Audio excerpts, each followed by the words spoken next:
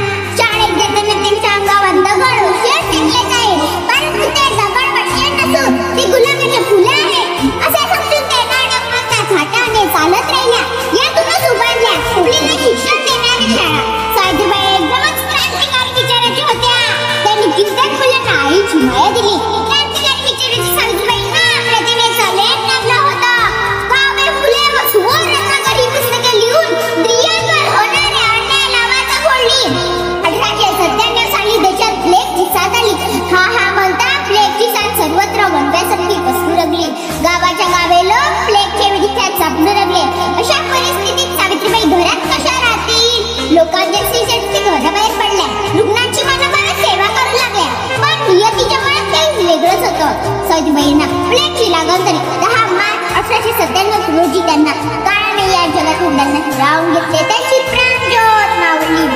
3 जानेवारी सावित्रीबाईंचा जन्मदिवस संपूर्ण महाराष्ट्रात बालिका दिन व महिला मुक्ती दिन म्हणून साजरा केला जातो।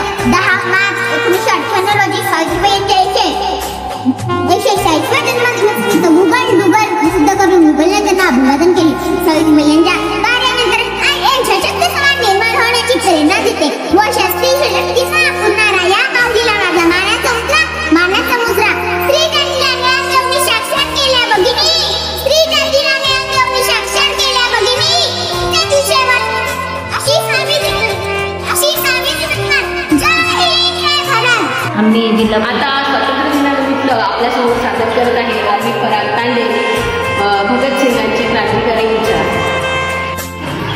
नमस्कार, माझे नाव वारी पराग तांडे, मी इयत्ता 3री शिकते। सर्वप्रथम मी आपल्या सर्वांना वंदन करते आणि आजच्या विषय प्रसंगी माझा आवाज क्रांतिकारक या विषयावर माझे विचार मांडते। क्रांती म्हणजे केवळ तलवार चालवणे तर विचाराची क्रांती घडवणे। भारतीय स्वातंत्र्य लढ्यात अनेक क्रांतिकारक आपले प्राण अर्पण केले, परंतु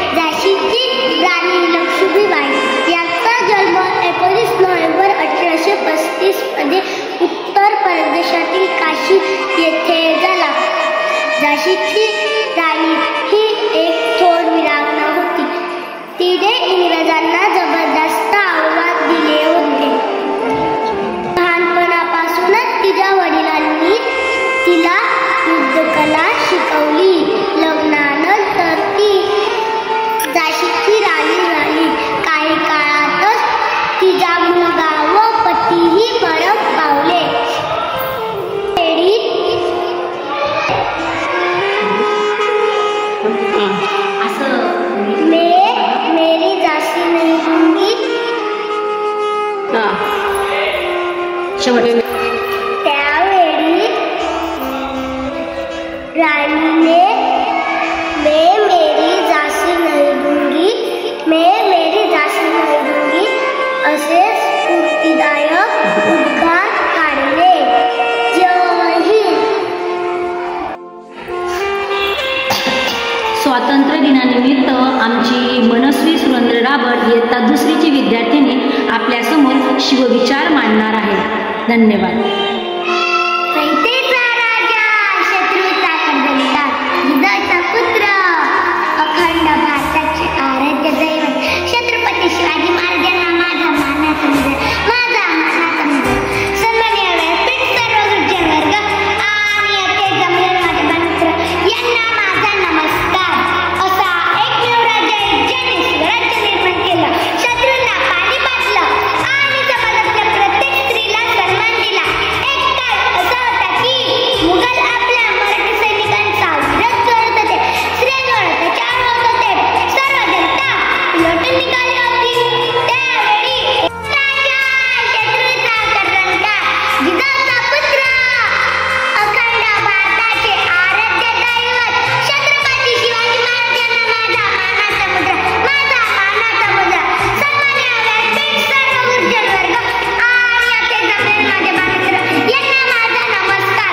असा एकमेव राज्य ज्यांनी स्वराज्य निर्माण केलं, शत्रूंना पाणी पाजलं आणि समाजातल्या प्रत्येक स्त्रीला सन्मान दिला. एक काळ असा होता की मुघल आपल्या मराठी सैनिकांचा विरोध करत होते, स्त्रियांवर अत्याचार होत होते, सर्व जनता लोटून निघाली होती. त्यावेळी 19 फेब्रुवारी 1930 रोजी शहाजीराजांच्या आणि जिजाऊंच्या पोटी एक रत्न जन्मास आले, ज्यांचे नाव ठेवण्यात आले शिवाजी. तोफा करळला, सनई सौगडे वाजले, आज म्हणतात आनंदाची उधळण झाली. वयाच्या अवघ्या 14व्या वर्षी महाराजांनी स्वराज्य निर्माण करायचे स्वप्न पाहिले. महाराज लहानपणापासूनच शूर आणि धाडसी होते. त्यांनी वयाच्या 15व्या वर्षी स्वराज्याची शपथ घेतली. शिवरायांचे आठवावे रूप, शिवरायांचा आठवा प्रताप, शिवरायांचा आठवावे रूप, शिवरायांचा आठवा प्रताप, शिवरायांचा आठवावा साक्षी भूमंडळी. शिवाजी महाराजांनी अनेक गड किल्ले जिंकले. राजगड, रायगड, पन्हाळा, मुरुड, जंजिरा, सिंहगड असे 160 किल्ले. 6 जून 1674 रोजी रायगडावर शिवाजी महाराजांचा राज्याभिषेक झाला. छत्रपती म्हणजे सार्वभौम. याच वेळी राज्याच्या कारभारासाठी अष्टप्रधान स्थापन केले. सिंहाची चाल, गरुडाची नजर, स्त्रियांचा आदर, शत्रूंचे मर्दन असेच असावे मावळ्यांचे वर्तन, हीच शिवरायांची शिकवण. शिवराय हे फक्त राजेच नव्हते, तर ते प्रजेसाठी युग पुरुष होते. संपूर्ण आयुष्य प्रजेच्या कल्याणासाठी वाहिले. अफजल खानाचा वध ही घटना तर आपल्या सर्वांना आठवत असेलच. या घटनेचे पोवाडे ऐकले तरी अंगावर शहारे येतात. शिस्तबद्ध लष्कर आणि सुसंघटित प्रशासन ही महाराजांच्या स्वराज्याची प्रमुख वैशिष्ट्ये. महाराजांचे विचार आजही आपल्याला प्रभावित करतात. आजही जय भवानी जय शिवाजी म्हणताना छाती गर्वाने फुलून जाते. कणावर मनावर राज्य करणारा एकमेव राजा म्हणजे शिवछत्रपती. असा राजा पुन्हा होणे नाही, पुन्हा होणे नाही. शेवटी फक्त एवढंच म्हणेन, शिव काळात सुखात नांदत होती प्रजा, म्हणून म्हणती शिवाजी माझा जाणता राजा, शिवाजी माझा जाणता राजा. जय जिजाऊ, जय शिवराय. बोला शिवाजी महाराज की जय. शिवाजी महाराज की जय. धन्यवाद. आता आपल्यासमोर सादर होत आहेत आमच्या शाळेतील ही चिमुकली पाखराची. छोट्या पहिलीत आहेत, पूर्व पहिलीत म्हणजे अगदी पहिलीच्या आधी जो वर्ग आमच्या शाळेत घेतला जातो तो म्हणजे पूर्व पहिलीचा. आणि त्या वर्गातील मुलं आता आपल्यासमोर शिवविचार मांडणार आहे.